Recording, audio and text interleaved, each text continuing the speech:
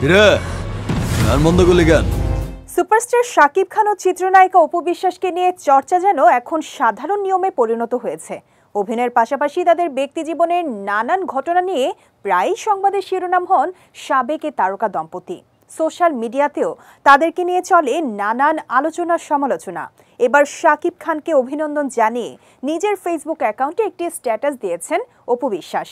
25 June দুপুরে দেয়া তার স্ট্যাটাসে এবারের ঈদ উল আজহায় মুক্তি পাওয়া শাকিব খান অভিনীত তুফান টিমের সকলকে শুভকামনা জানিয়েছেন তিনি।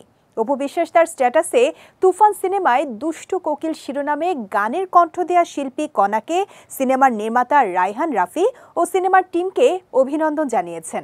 অভিনেত্রী তার স্ট্যাটাসের শেষে শাকিবকে অভিনন্দন জানিয়ে গ্লোবাল সুপারস্টার অর্থাৎ শাকিবকে বিশ্ব তারকা হিসেবে অভিহিত করেছেন। স্ট্যাটাসে একটি ছবিও যোগ করেছেন অপু বিশ্বাস। ছবিতে শাকিবের সঙ্গে শিল্পী কণাকে দেখা গেছে।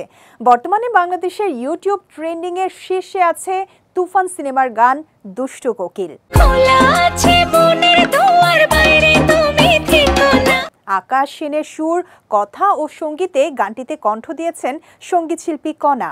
গানটিতে শাকিবের সঙ্গে পারফর্ম করেছেন ওপার বাংলার জনপ্রিয় অভিনেত্রী মিমি চক্রবর্তী। ওয়ালটন ফ্রিজ কিনে অনেকের মতো আপনিও হয়ে যেতে পারেন মিলেনিয়াল। সেরা পণ্যের সেরা অফার। এর আগেও এই গায়িকার গাওয়া বেশ কিছু গানই সুপারহিট হয়েছে।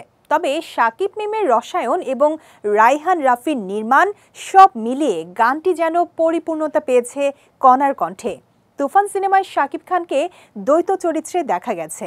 রায়হান রাফি পরিচালিত এই সিনেমায় শাকিব, মিমি চক্রবর্তী ছাড়া আরও অভিনয় করেছেন নাবিলা, চঞ্চল চৌধুরী, ফজলুর রহমান বাবু, সালাউদ্দিন লাভলু ও মিশা সওদাগর সহ অনেকেই।